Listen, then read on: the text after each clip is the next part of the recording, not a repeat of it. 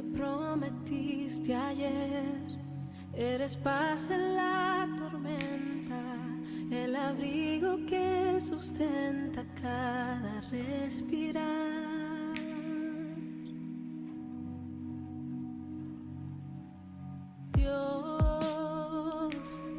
Dios os bendiga, mis amados y queridos amigos. En esta oportunidad le doy gracias a Dios por permitirme poder hablar con ustedes de un tema bastante importante.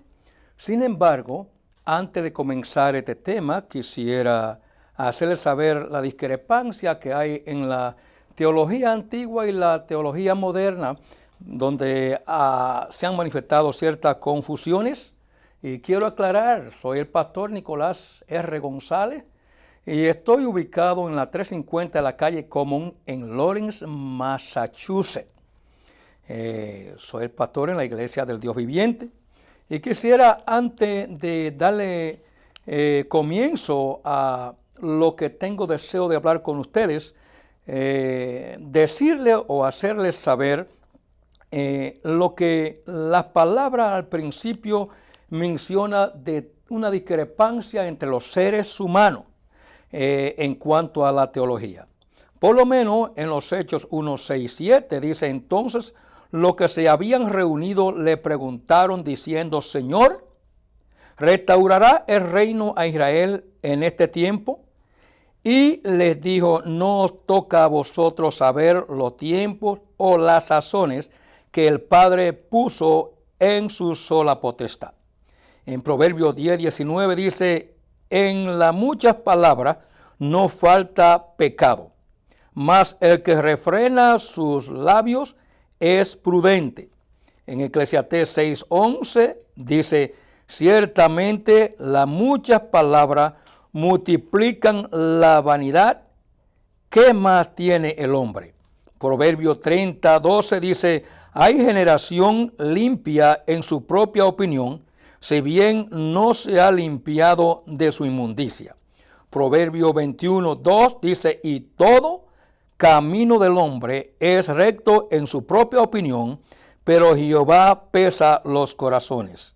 Proverbio 21, 8, el camino del hombre perverso es torcido y extraño, mas los hechos del limpio son rectos.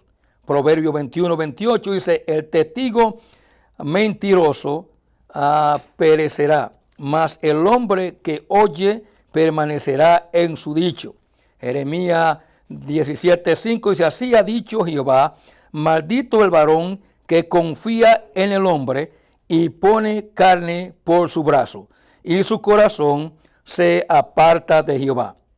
Y el Salmo 146, 3 dice: no confiéis en los príncipes, ni en hijo de hombre, porque no hay en él salvación.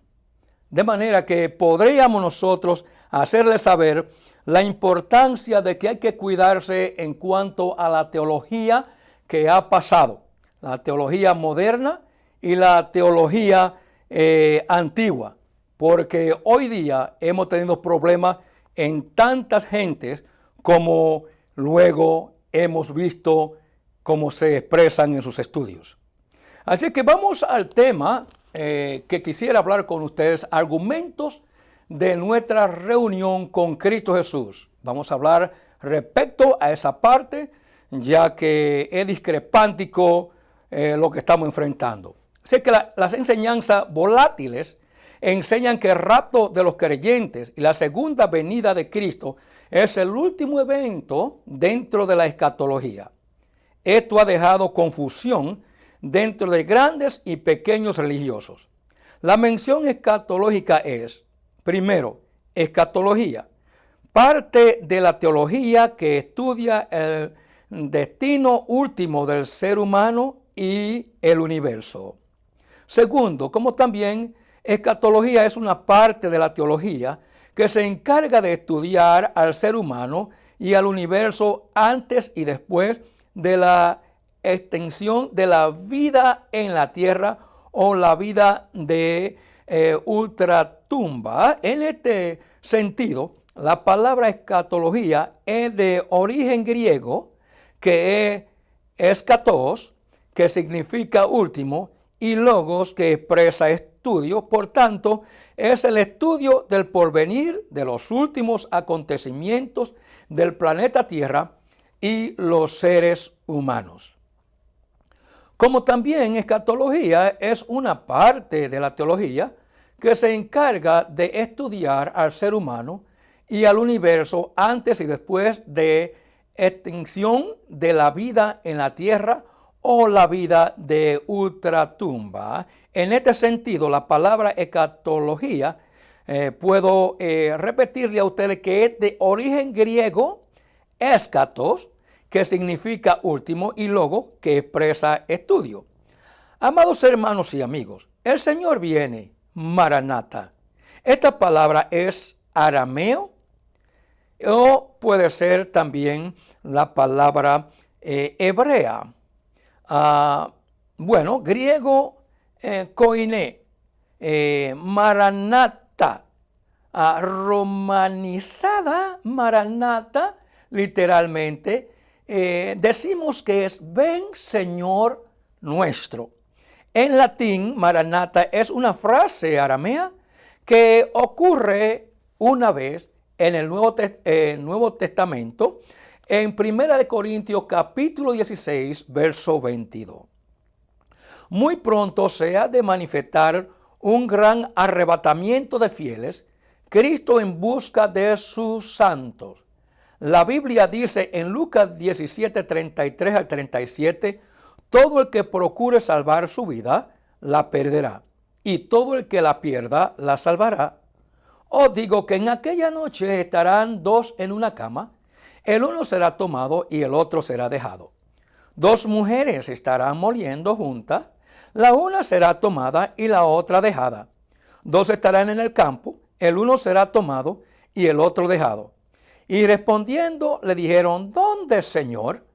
Él les dijo, donde estuviere el cuerpo, allí se juntarán también las águilas.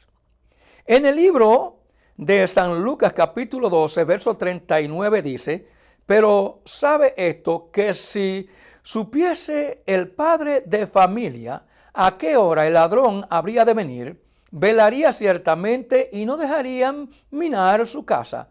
Y el apóstol Pablo dice en 1 Corintios capítulo 15, versos 51 al 52, he aquí, os digo un misterio, no todos dormiremos, pero todos seremos transformados.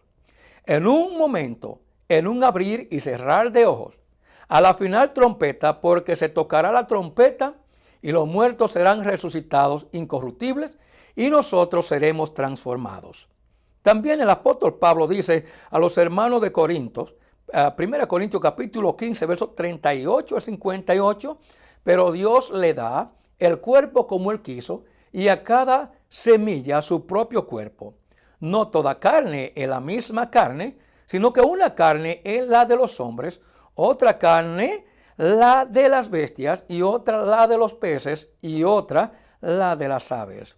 Y hay cuerpos celestiales y cuerpos terrenales, pero una es la gloria de los celestiales y otra la de los terrenales. Una es la gloria del sol, otra la gloria de la luna y otra la gloria de las estrellas. Pues una estrella es diferente de otra en gloria. Así también es la resurrección de los muertos. Se siembra en corrupción, resucitará en incorrupción. Se siembra en deshonra, resucitará en gloria. Se siembra en debilidad, resucitará en poder. Se siembra cuerpo animal, resucitará cuerpo espiritual. Hay cuerpo animal y hay cuerpo espiritual.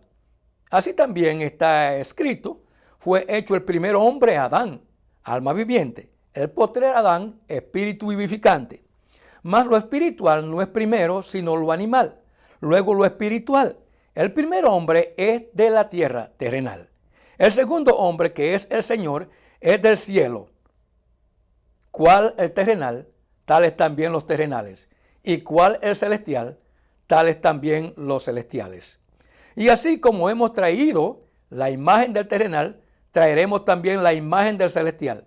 Pero esto digo, hermanos, que la carne y la sangre no pueden heredar el reino de Dios, ni la corrupción heredará la incorrupción.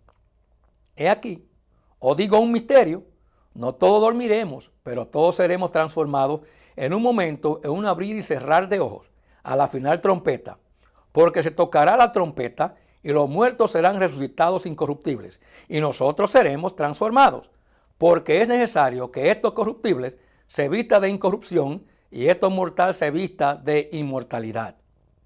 Y cuando esto corruptible se haya vestido de incorrupción y esto mortal se haya vestido de inmortalidad, entonces se cumplirá la palabra que está escrita: sorbida es la muerte en victoria.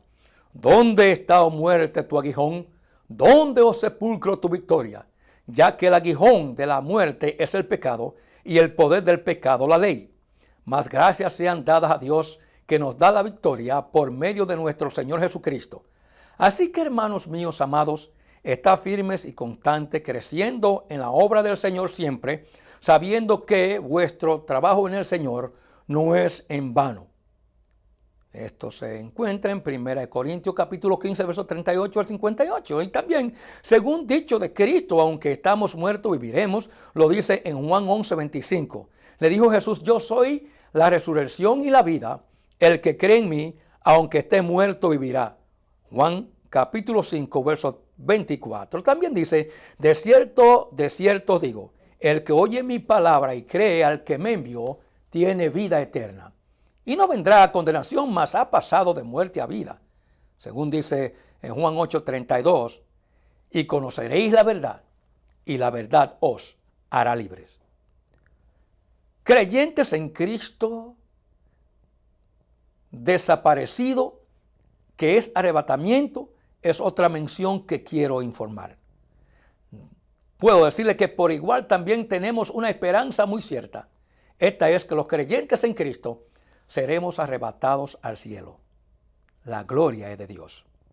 Cuando se habla del arrebatamiento, decimos que el glorioso evento que todos debemos anhelar, entonces finalmente estaremos libres de pecados y junto a Jesucristo estaremos para siempre en la presencia del Padre Eterno.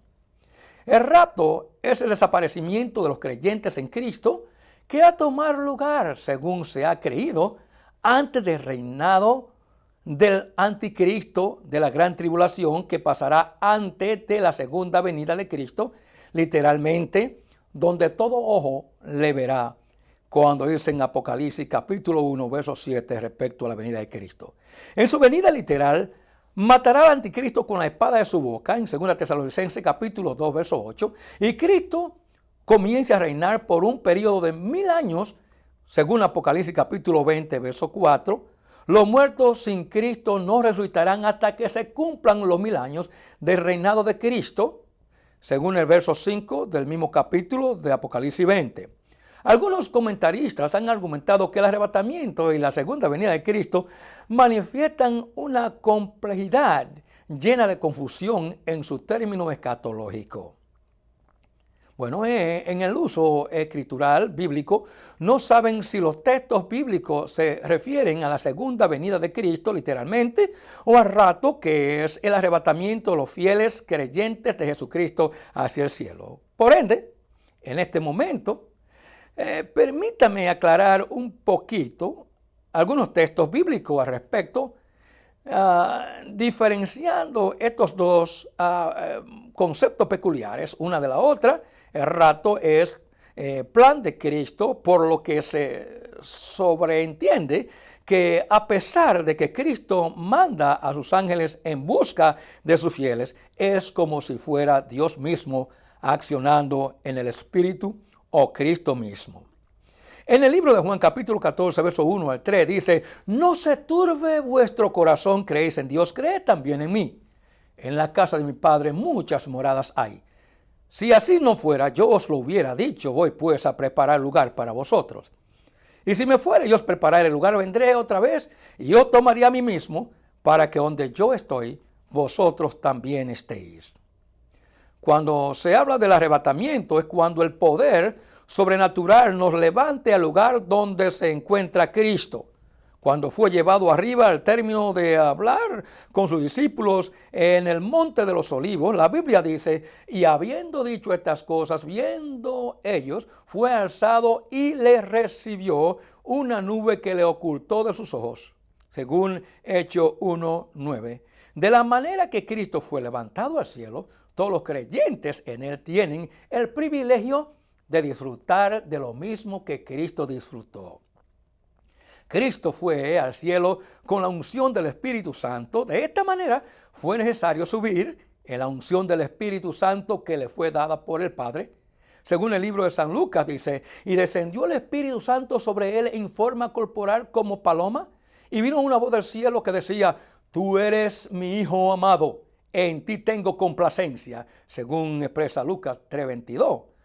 Con razón Cristo dijo, pero yo digo la verdad. Os conviene que yo me vaya, porque si no me fuere, el Consolador no vendría a vosotros. Mas si me fuere, os lo enviaré, según dice Juan 16, verso 7. También como Cristo subió en el poder del Espíritu Santo, los creyentes en él subirán antes de su segunda venida.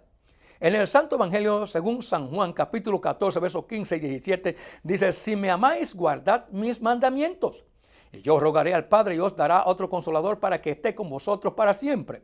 El Espíritu de verdad, al cual el mundo no puede recibir porque no le ve ni le conoce. Pero vosotros le conocéis porque mora con vosotros y estará en vosotros. El mismo Espíritu que mora en el creyente o en los creyentes, mejor dicho, es el que nos levantará junto a los ángeles que vinieron en busca nuestra.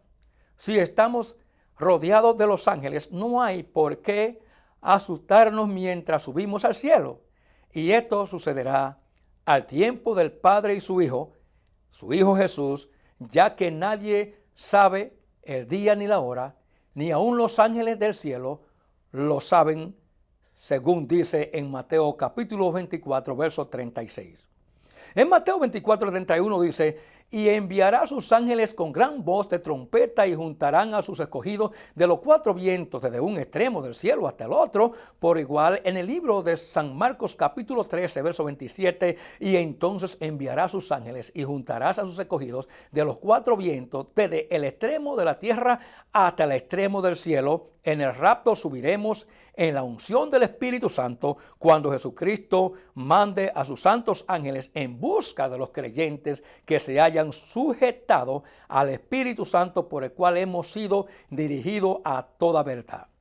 La Sagrada Escritura dice en San Juan 16:13, pero cuando venga el Espíritu de verdad, Él os guiará a toda verdad, porque no hablará por su propia cuenta, sino que hablará todo lo que oyere y os hará saber las cosas que habrán de venir. De esta manera, con los ángeles de Jesús, subiremos al cielo en el poder del Espíritu Santo.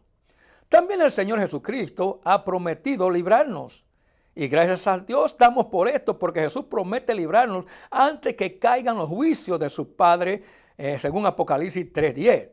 Dice, por cuanto has guardado la palabra de mi paciencia, yo también te guardaré de la hora de la prueba que ha de venir sobre el mundo entero para probar a los que moran sobre la tierra. Bueno, durante rato, el profeta Isaías nos dice de estar escondido por un tiempo. Esto es posible que tenga que ver con el tiempo que pasemos con Cristo en el cielo hasta que se cumpla el tiempo de su segunda venida, que son 7 años. Muy bueno, estaremos allá después de rato. Y el libro de Isaías capítulo 26, verso 20 al 21 dice, anda pueblo mío, entra en tus aposentos, cierra tras ti tus puertas, escóndete un poquito por un momento, en tanto que pasa la indignación, porque aquí que Jehová sale de su lugar para castigar al morador de la tierra por su maldad contra él, y la tierra descubrirá la sangre derramada sobre ella y no encubrirá y más a sus muertos. También otra declaración bíblica que hablan del arrebatamiento o rapto, mejor dicho, el apóstol Pablo da ánimo a los creyentes de Tesalónica, la manera positiva al decir en 1 Tesalónica capítulo 4, 1 Tesalonicense capítulo 4 versos 13 y al 17, tampoco queremos, hermanos, que ignoréis acerca de los que duermen, para que no os entristezcáis como nosotros que no tienen esperanza, porque si creemos que Jesús murió y resucitó, así también traerá Dios con Jesús a los que durmieron en él. Por lo cual os decimos esto en palabra del Señor, que nosotros que llevamos, que habremos quedado hasta la venida del Señor, no procederemos a los que durmieron, porque el Señor mismo con voz de mando, con voz de arcángel, con trompeta de Dios descenderá del cielo, y los muertos en Cristo resucitarán primero. Luego nosotros, los que vivimos, los que hayamos quedado, seremos arrebatados juntamente con ellos en las nubes para recibir al Señor en el aire, y así estaremos siempre con el Señor. Algunos creyentes no serán arrebatados en tiempo del arrebatamiento porque por tener sus lámparas con muy poco aceite, no estaban velando apropiadamente en los caminos del Señor. Estos se encontrarán durante el tiempo de la tribulación y se enfrentarán con el anticristo. Si posible, tendrán que poner su cabeza por Cristo. Pablo quiere asegurar en la fe, tanto a los débiles como a los más fuertes, mantener sus fe hasta el día prometido. En San Mateo capítulo 25, verso 13, el Señor dice: velad pues, porque no sabéis el día ni la hora en que el Hijo del Hombre ha de venir. Y en Mateo 24, 35, el Señor dice: el cielo y la tierra pasarán, pero mis palabras no pasarán. La llegada de Cristo al planeta Tierra, según Apocalipsis capítulo 1, verso 7, es el concepto de la parusía. El término parusía en griego, romanización, parusía literalmente, significa presencia o avenimiento o llegada. Para la mayoría de los cristianos es el acontecimiento esperando al final de la historia, la segunda venida de Cristo a la tierra. Conforme a la Biblia, este hecho se menciona en diversas ocasiones, incluidos los 4 evangelios: Mateo, Marcos, Lucas y Juan. Esta palabra deriva del término griego parusía, que forma sustantiva del verbo parehimiao, o mejor dicho, pareimi. Una palabra directa. Pareimi es una presencia de asistir, donde esperamos que Cristo manifieste su asistencia, y el significado principal de sustantivo era presencia o bienes, aunque en sentido figurado podía significar venida, o mejor dicho, llegada. En el griego, Nuevo Testamento, se utiliza entre la palabra salvo a la excepción, con el significado escatológico del segundo venimiento de Cristo. Cuando se habla de la segunda venida de Cristo, debemos mencionar parte de la doctrina que han sido publicadas en diferentes niveles. Damos como ejemplo el grado etimológico, cuando decimos primero postmilenialismo, segundo amilenialismo y tercero premilenialismo. Entre el grado etimológico o la etimología, mencionamos lo que creen los postmilenialismos, los postmilenialistas, como se presentan en su significado, que dicen que la segunda venida de Cristo será después del milenio. En el orden de acontecimiento, será la última parte de la era de la iglesia. Esto es, los últimos 1000 años de ella.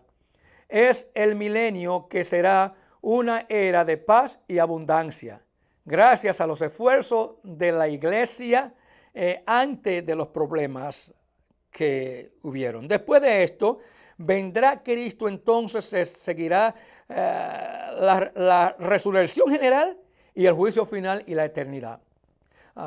Los métodos de interpretación: la interpretación postmilenialista es ampliamente alegórica con relación a la profecía. No obstante, dicen, conforme a Apocalipsis 20, se cumplirá en el reino terrenal que será instaurado mediante los esfuerzos de la iglesia. Segundo, cogemos a los amilenialismos o los amilenialistas que dicen que la segunda venida de Cristo será al final de la era de la iglesia y no hay milenio terrenal. Estrictamente, los amilenialistas creen que el estado presente de los justos en el cielo es el milenio y que no hay milenio terrenal. En cuanto al orden de los acontecimientos, la era de la iglesia terminará en un tiempo de apuros y problemas. Vendrá el Señor Jesucristo, con lo que tendrá lugar la resurrección general y el juicio final después de la eternidad, su método de interpretación. La interpretación amilenial, espiritualizada, la promesa hecha a Israel como nación, y dice que se cumplen en la iglesia. De acuerdo con esta escuela, en Apocalipsis 20, describe la escena de las almas en el cielo durante el tiempo que medía la primera y la segunda venida de Cristo. Bueno, en tercero, los premilenialistas, o en premilenialismo se dice en su significado, la segunda venida de Cristo ocurrió antes del milenio. En el orden de los acontecimientos dicen que la era de la iglesia termina en el tiempo de la tribulación. Cristo regresa a la tierra, inaugura y gobierna su reino durante 1000 años. Luego viene la resurrección y el juicio de los perdidos, después la eternidad, su método de interpretación y el premilenialismo se adhiere al método de interpretación llano, normal, literal, histórico y gramatical, conforme a Apocalipsis 20. Es entendido literalmente en su forma de pensar en la parte del arrebatamiento. Entre los premilenialistas no hay acuerdo en cuanto al tiempo preciso del arrebatamiento. El tiempo del arrebatamiento, tanto los postmilenialistas como los amilenialistas ven el arrebatamiento de la iglesia al final de esta era y coincidiendo con la segunda venida de Cristo. Entre los premilenialistas hay diferentes puntos de vista. Primero, el arrebatamiento antes de la tribulación. Su significado en el arrebatamiento de la iglesia, la venida del Señor en el aire para recoger a los santos, tendrá lugar antes de que comience el periodo de 7 años y la gran tribulación. Por consiguiente, según este punto de vista, la iglesia no pasará por ningún momento del periodo de la gran tribulación.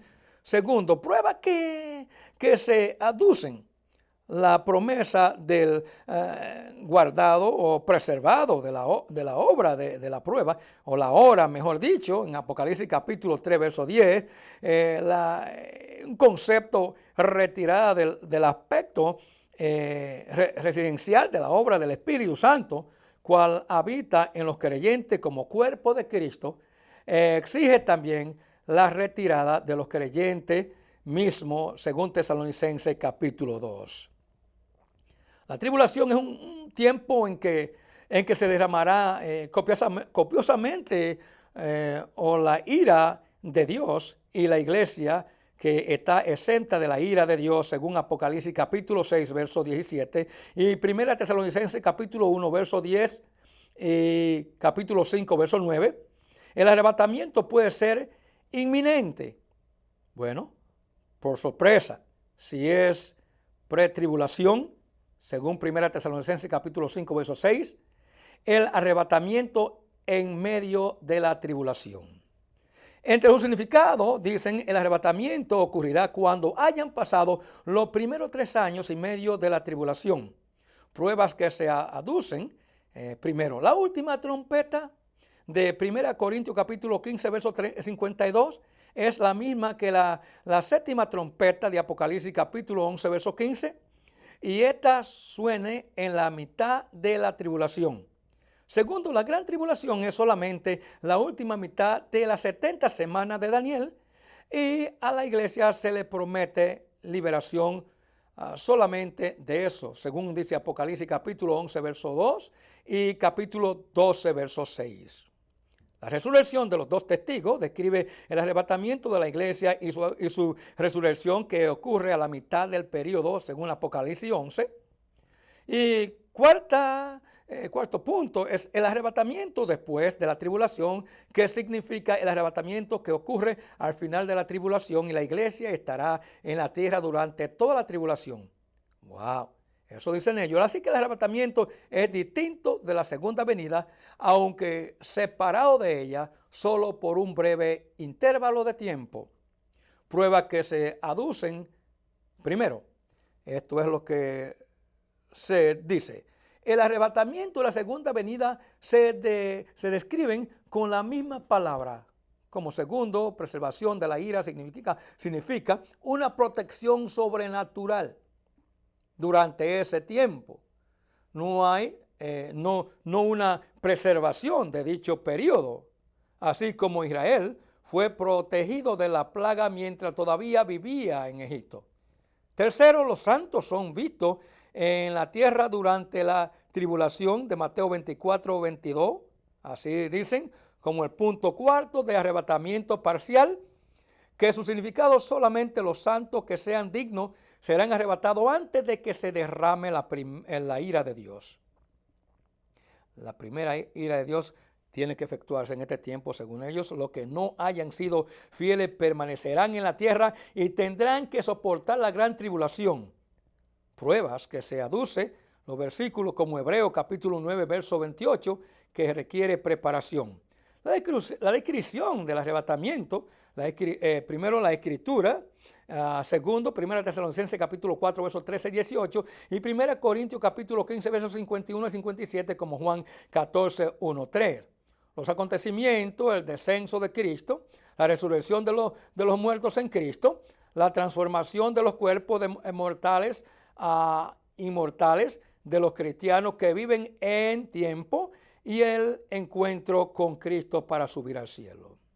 Los puntos de la tribulación, aclaramos, como se dice, su duración es la misma 70 de Daniel y por tanto tiene una duración de 7 años, según dice Daniel capítulo 9, verso 27, la mitad de dicho periodo como 42 meses o 1260 días, conforme a Apocalipsis capítulo 11, versos 2 al 3.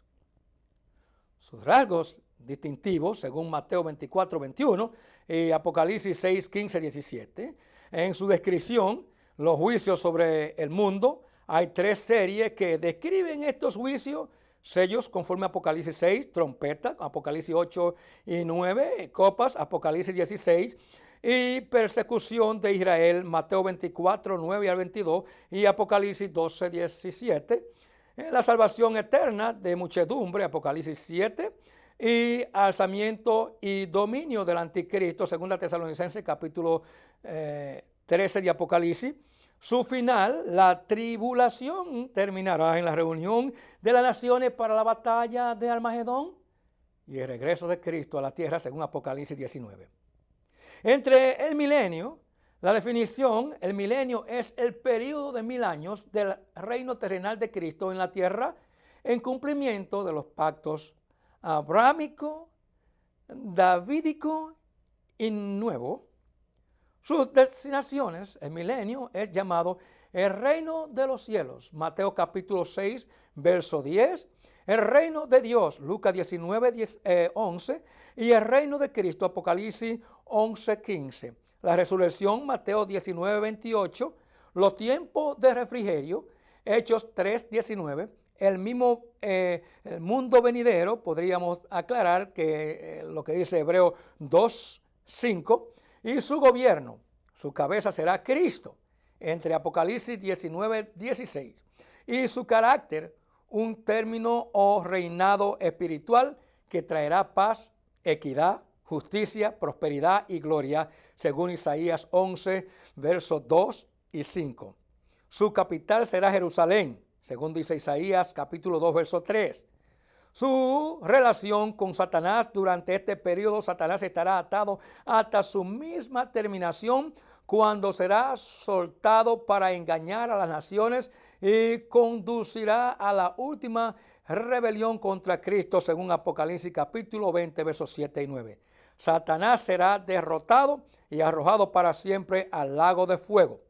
Los juicios futuros, decimos, entre el juicio de la obra de los creyentes en su tiempo después del arrebatamiento de la iglesia, lugar que es el cielo, el juez que es Cristo, personas juzgadas, todas las que estén en el cuerpo de Cristo, en la base las obras hechas desde el momento de ser salvo y resultados, recompensa o pérdida de recompensas.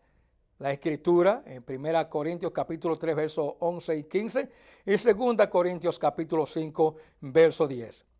Los juicios de los gentiles o de las naciones entre tiempo, en la segunda venida de Cristo, lugar, entre el valle de Josafat, y juez Cristo, persona juzgada, los gentiles, que vivan cuando Cristo venga.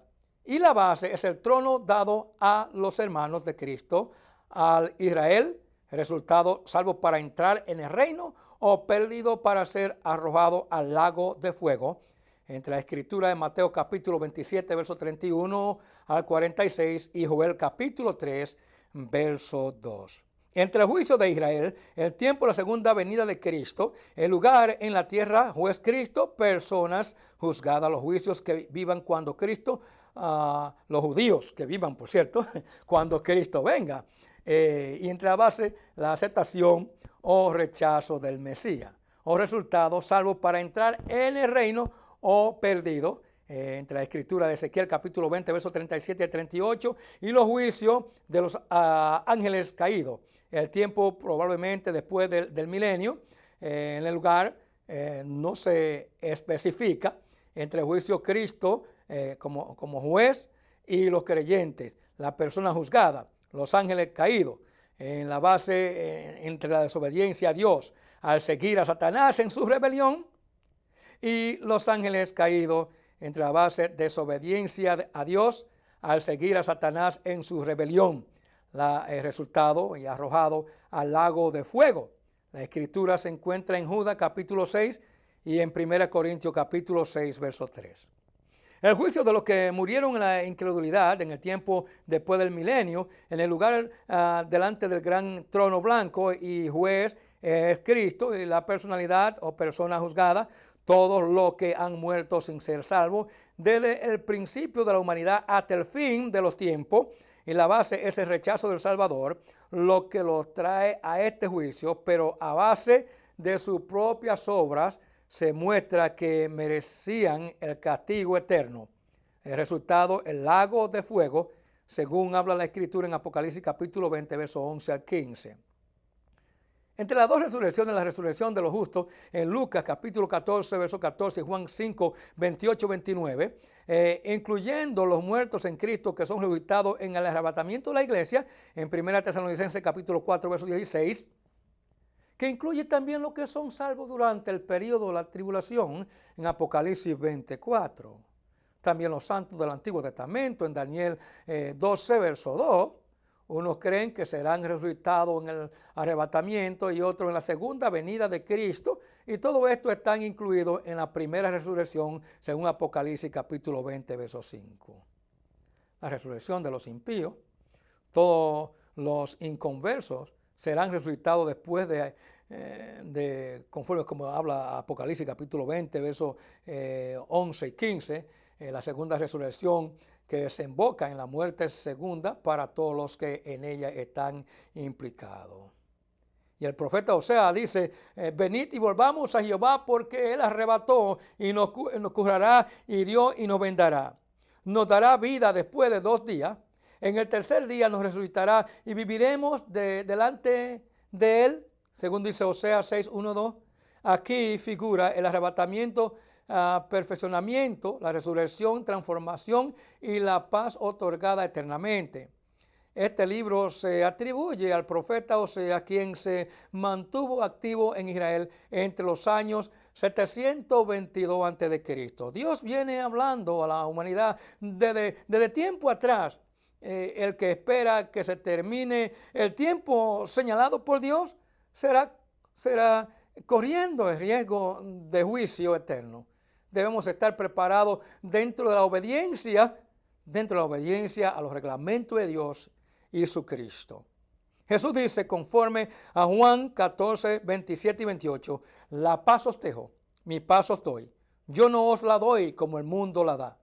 No se turbe vuestro corazón, ni tenga miedo. Habéis oído que yo os he dicho, voy y vengo a vosotros. Si me amarais, os habríais regocijado.